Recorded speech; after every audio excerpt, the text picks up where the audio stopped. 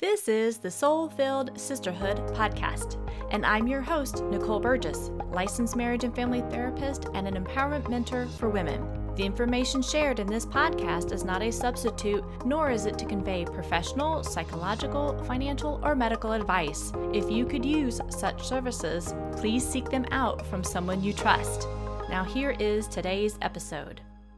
Episode 69.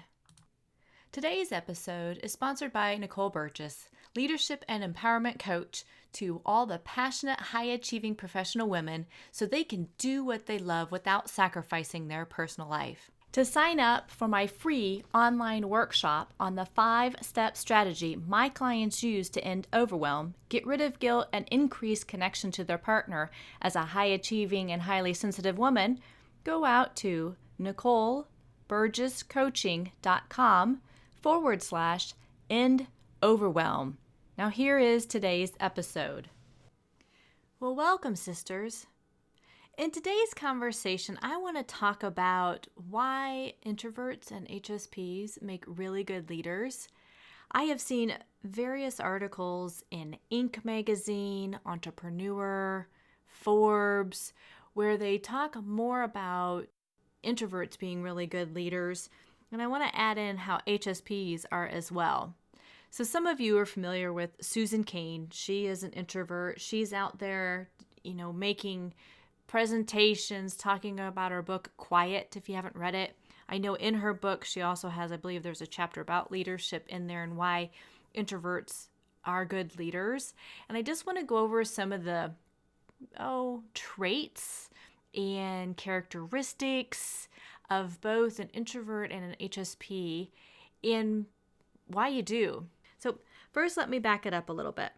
My definition of a leader is someone who can guide, mentor, and coach another person and also hold them accountable for their actions and their behaviors, and maybe even challenge their thought process in a sense that if they know they can do more and this person talks about doing more, it's pointing out to, it's like, hey, you're saying this, but you're doing this, and you do it in a kind way, but being able to challenge that. A leader also has good ego strength, meaning a healthy ego, not a narcissist. They celebrate when a person they mentor or coach excels and maybe even moves on. I've had various clients that I have worked with that they are excelling in part of their professional world, that they're doing things that I have kind of on my goals to do. I'm not there yet, and I still celebrate with them because I think it's just great how they are excelling and where they're going in their life. I think a leader is also humble, is a good listener. They take action, and they're comfortable with the unknown.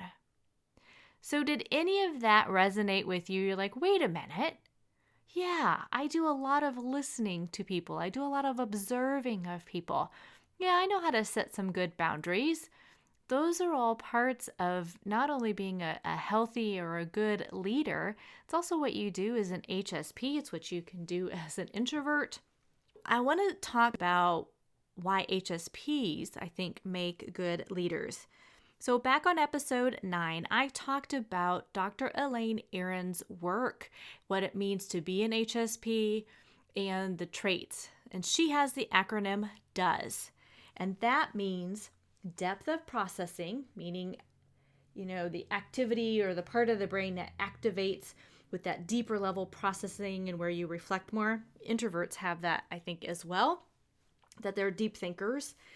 The O is for over-arousability, meaning you can be easily overstimulated or over-aroused. So you can get too bored or too overstimulated, and you're really trying to figure out what that optimal level is. And that goes as well for introverts too, or anybody in general. E is for emotional intensity. That means like emotionally responsive or reactive. We're really prone to strong positive and negative affects, whereas non-sensitives in the same given situation will have emotions but not as strongly. S is for sensory sensitivity. That means that can usually arise from the processing of various stimulus, meaning to as low threshold, high threshold, be able to distinguish the subtleties that are going on. And sometimes it's kind of all three. I think you're able to be a really good leader as an HSP because we often pick up on the things that are different in the environment. You can maybe pick up on the mood or what is going on for somebody that is in the meeting, in the room. Again, not your job to rescue them or to take care of them. That's their responsibility. But as a leader, you can inquire and say, hey, I've noticed that your arms are folded or you weren't participating as much in this meeting. What's going on? Or you seem more withdrawn. If it's your own business and maybe you have one of your employees, if you're a manager and you're conducting a meeting, you can ask that. If it's even within your own family, these are great ways to be a really good leader. You also have good empathy, meaning you know how to put yourself in someone else's shoes without taking it on. We can reflect back what we've heard and observed, like I said earlier. So let me talk a little bit about now introverts and the characteristics that I think, again, make them really great leaders. The ability to, again, observe, be curious. We learn through listening. Through the Myers-Briggs type indicator, their interpretive report that I have on me, right, it talks about where, again, introversion is directing energy toward the inner world of experience and ideas. So really receiving that information. You are reflective, you prefer space, you do a lot of reading and writing. You may be quiet, which is you're calm, you enjoy solitude. You don't necessarily feel the need to talk in social situations, but you do. You can have a calming effect on groups. You like being with other quiet people. But again, if you're in a group dynamic, you can still tolerate it. You just may need a little more downtime afterwards. You also may need, like if you're a manager, you may need the agenda beforehand because you like to concentrate when you're looking at like the agenda and the written words so that ideas can bubble up and then you can participate there. But again, we also leave space. We're okay with that silence. And by doing that, that gives other people who are more quiet a space to be able to speak up. You're not needing to fill that space. You also can kind of observe what's going on for people and draw them in. I think another great thing is that as introverts, HSPs, it's that willingness to be vulnerable, go deep with people. As introverts, we know the small talk just kind of like blah, leaves us kind of not energized. Whereas when we talk about deep things, have deep conversations with folks, that just energizes us. At least it does me. And I know some of the podcasts that I've been on when I am talking with them and I love the topics that we're talking about, I find it energizing, exciting. Same thing for a leader, really letting that person talk about whatever is going on for them or the ideas and knowing that they're contributing to the overall well-being of everybody, the well-being of the company, the well-being of your own business, the well-being of your family. All of those things matter. I think the other thing introverts and HSPs can do really well, again, when we really see the other person, we're really listening to them, that all impacts your leadership skills. That all impacts how people view you. Because again, you're leaving that space, you're reflecting back what you're hearing them say. You may be asking them, tell me more. Is there anything that I'm missing? Or I'm noticing this over here. Is there anything else that's coming up? We're really willing to go to really thoroughly exploring problems. And I'm not talking about getting stuck in perfectionism or anything else. It's like, let's go deep on this, really explore it. The other thing I think that both introverts and HSPs do really well is we want to build deep connections. We don't have to do it with 500 people, but we know that those that we work with, those that we collaborate with, those that we interact with, we want to establish deep connections with them. And when we have those relationships, again, there's that build up of trust and getting to know one another. So remember Brene Brown, she talks about vulnerability and shame a lot, right? Well, in her book, Dare to Lead, she talks about what it looks like to be, what is daring leadership.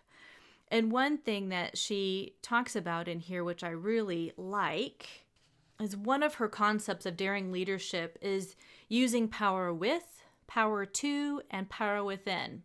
So the power with meaning it's finding common ground among different interests in order to build collective strength. It's based on mutual support, solidarity, collaboration, and recognition, and respect for differences. So it's power with multiple individual talents, knowledge, and resources to make a larger impact. And I'm reading this directly from her book. Well, again, introverts, we like to do this collaboration. HSPs, we like to, be seen and be heard and have that collaboration. So that goes into the leadership skills. She talks about power to, meaning translates giving everyone on your team agency and acknowledging their unique potential. Power within is defined by an ability to recognize differences and respect others, grounded in a strong foundation of self-worth and self-knowledge. When we operate from a place of power within, we feel comfortable challenging assumptions and long-held beliefs, pushing up against the status quo, and asking if there aren't other ways to achieve the highest common good. So again, I think introverts and HSPs do that really, really well. Another book I really enjoy is John Maxwell's book on leadership. And John Maxwell has many, many books regarding leadership, but this book here talks about the difference between a career and the calling, what it means to be a more mindful leader, basically more that you're working from your purpose, you are more inclusive, you have humility, you are authentic, basically meaning I will teach what I believe, I will teach what I experience, and I will teach what I live. There's the authenticity. One section of his book is what I like too is as a healthy leader, a good leader, that leadership he talks about is that are you adding value to people? Meaning first, are you working with people that you mentor, you coach, that you work with, that they have very similar values, something that's a little more in sync with who you are as well. And so are you adding value to people?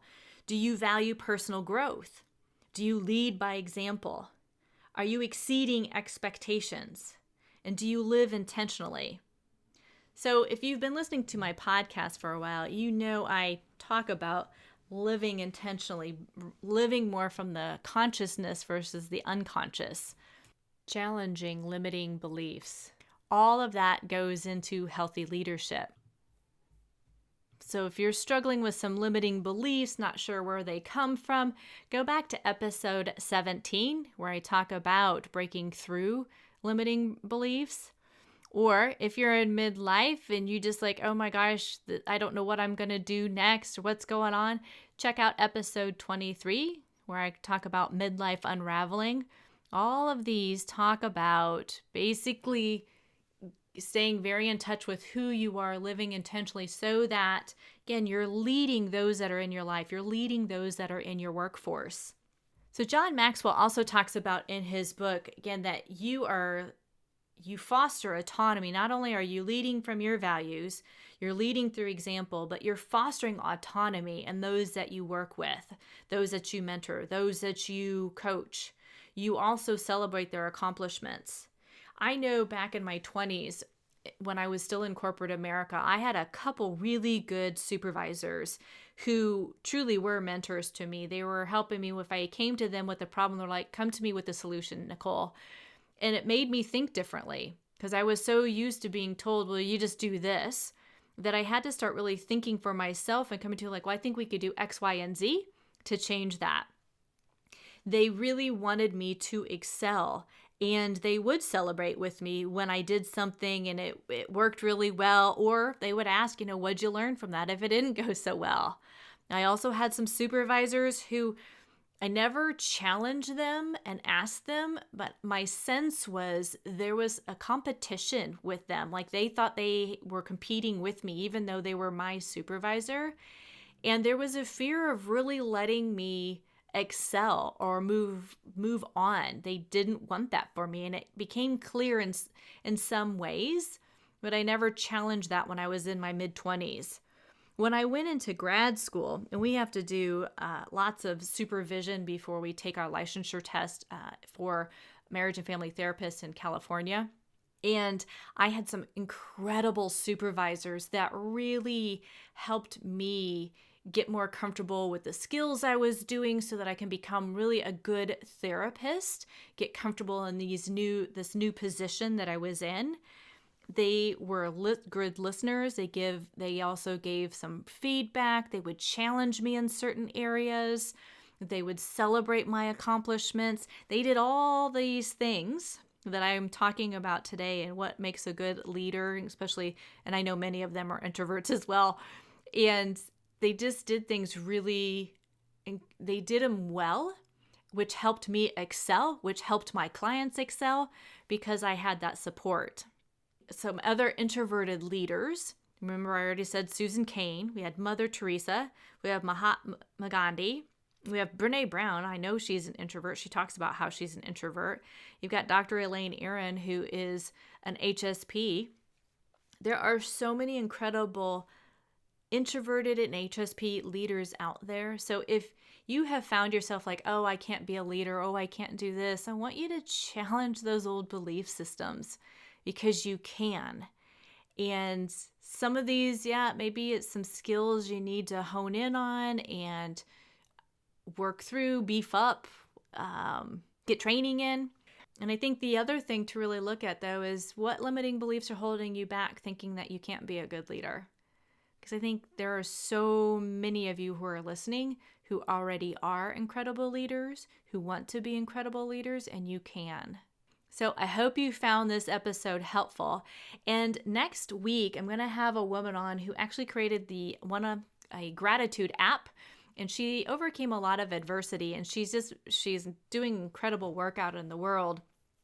So if you struggle with accepting who you are, or you kind of find or you look for more of the problems and you get stuck in that, stay tuned for next week as we talk about the power of gratitude. I know I've done another episode, but we're going to go into depth with what she's done and put out in our world. All right, until next time, take care. To sign up for my free online workshop on the 5-step strategy my clients use to end overwhelm, get rid of guilt, and increase connection to their partner as a high-achieving and highly sensitive woman, go out to NicoleBurgessCoaching.com/end overwhelm.